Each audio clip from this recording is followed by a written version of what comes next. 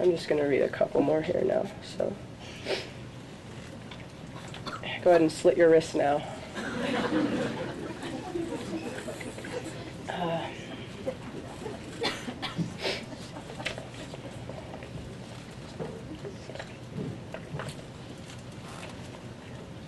I always call this a reservation poem because sometimes people think like unless there's a feather in it, it's not a reservation poem.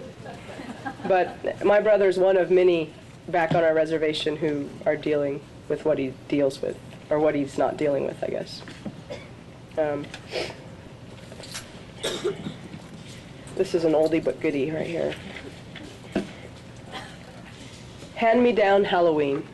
Well, actually, I should just preface this first. So, we moved off the reservation a couple times. The first time I was, let's see, I was probably in 4th grade, and that's what this poem's about. But it was always tough for us to move, first of all, to move off. And luckily for me, I had basketball. So I was always good enough, or at least gritty enough, that they needed me. So I was accepted because of basketball off the reservation. You know, I remember, and we didn't know it at the time, but when we'd go on trips, you know, people would bring us, you know, someone else's parents would always take us because my parents wouldn't go on the trips, or we didn't have a car or something. But we laugh about it now, but we look back and we realize, you know, that basically they were kind of our little sponsors, you know. But when you're young, you don't know. You hit a certain age when you finally become ashamed of kind of what you are, who you are. And for me, this poem here represents one of those moments where you finally, it hits you, you know, where, dang, I don't really fit in here, or there's something I'm just coming up short on. So, and the guy in this poem I know still to this day. So I see him, he's a paramedic. And I'll tell you the rest later. Hand-me-down Halloween. The year we moved off the reservation, a white boy up the street gave me a green trash bag, fat with corduroys, bright collared shirts, and a 2-piece Tonto costume. Turquoise Thunderbird on the chest, shirt and pants the color of my grandmother's skin, reddish brown, my mother's skin, brown redskin. My mother's boyfriend laughed, said now I was a fake Indian. Look at her now, your Indian girl is a fake Indian. My first Halloween off the reservation, white Jeremiah told all his white friends that I was wearing his old costume. A hand-me-down? I looked at my hands. All them whites laughed at me, called me half-breed, threw Tootsie Rolls at the half-breed me. Later, darker in the night, at white Jeremiah's front door, trick or treat. I made a good little Injun, his father said. Now don't you make a good little Injun. He gave me a Tootsie Roll. More night came, darker, darker. Mothers gathered their white kids from the dark. My dark mother gathered empty cans, while I waited to gather my white kid. I waited to gather white Jeremiah. He was the skeleton walking past my house, a glowing skull and ribs. I ran and tackled his white bones in the street. His candy spilled out like a million pinto beans. Asphalt tore my brown redskin knees. I hit him harder and harder, wider and harder. He cried for his mama. I put my fist-me-downs again and again and down. He cried for that white. She came running. She swung me off him, dug nails into my wrist, pulled me to my front door, yelled at her white kid to go wait at home. Go wait at home, Jeremiah. Mama will take care of this. She was ready to take care of this, to pound on my door, but no trick or treat. My door was already open, and before that white could speak or knock or put her hands down on my door, my mother told her to take her hands off of me. Take your fucking hands off my girl. My mother stepped or fell toward that white. I don't remember what happened next. I don't remember that white mama leaving, but I know she did. My mother's boyfriend said, "Well, Kimosabi, you ruined your costume." Well, Kimosabi, you fucked up your costume. My first Halloween off the reservation, my mother said, "Maybe next year you can be a little Tinkerbell or something. Now go get that white boy's candy. It's in the road."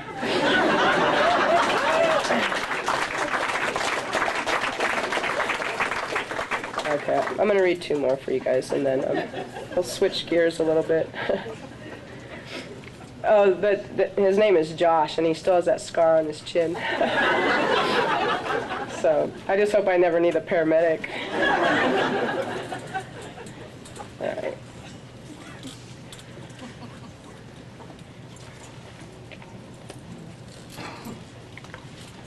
So far, so good. No spaz attacks up here. I watch her eat the apple. She twirls it in her left hand, a small red merry-go-round. According to the white oval sticker, she holds apple number 4016. I've read in some book or other of 4,015 fruits she held before this one, each equally dizzied by the heat in the tips of her fingers. She twists the stem, pulls it like the pin of a grenade, and I just know, somewhere someone is sitting alone on a porch, bruised, opened up to their wet white ribs, riddled by her teeth. Lucky. With her right hand, she lifts the sticker from the skin. Now, the apple is more naked than any apple has been since two bodies first touched the leaves of ache in the garden. Maybe her apple is Macintosh. Maybe Red Delicious. I only know it is the color of something I dreamt, something I gave to her after being away for 10,000 nights. The apple pulses like a red bird in her hand. She is setting the red bird free, but the red bird will not go. So she pulls it to her face as if to tell it a secret. She bites, cleaving away a red wing. The red bird sings. Yes, she bites the apple, and there is music.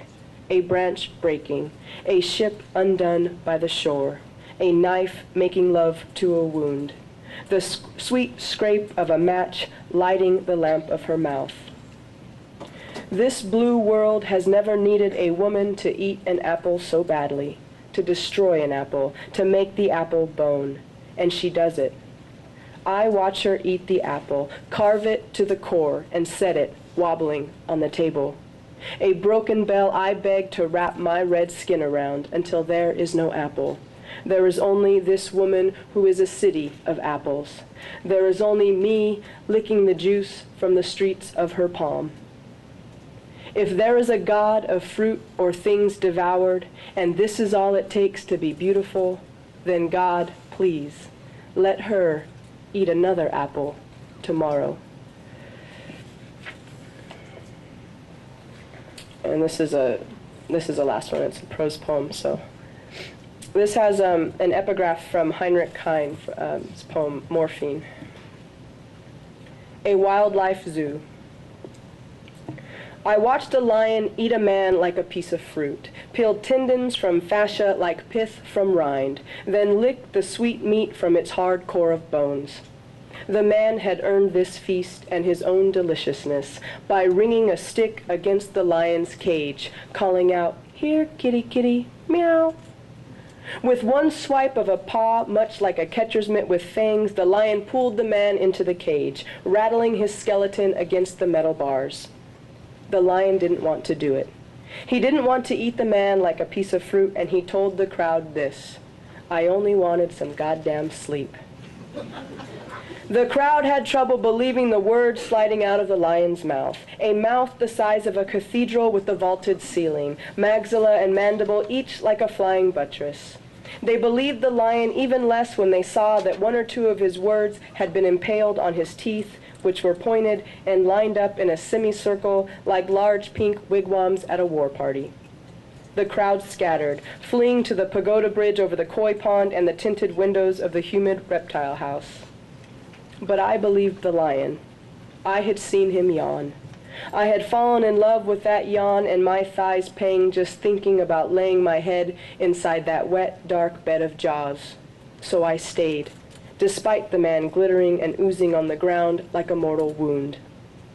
About the time the lion burped up the man's jeans, now as shredded as a bluegrass skirt, a jeep of 12 zoo workers screeched around the rhino exhibit in SWAT gear and khaki shorts to rescue the man who was crumpled on the floor like a red dress that had too many drinks.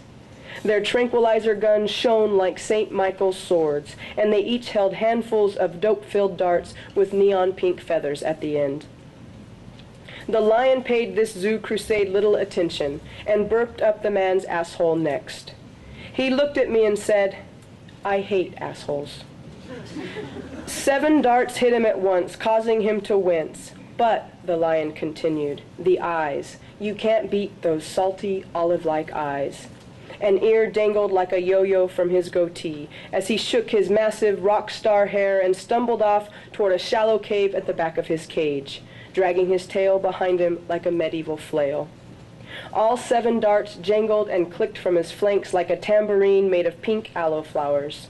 The Zoo Delta Force team followed behind him, stepping in the thick tracks his heavy tail had made.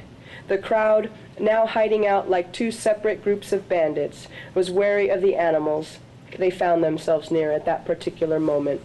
The gaping gobs of the electric koi beneath the surface of the flotsam pond, opening and closing their lips in a song shaped like skulls, and the agile maws of the boa constrictors and pythons, unhinging and resetting their jaws like basement doors.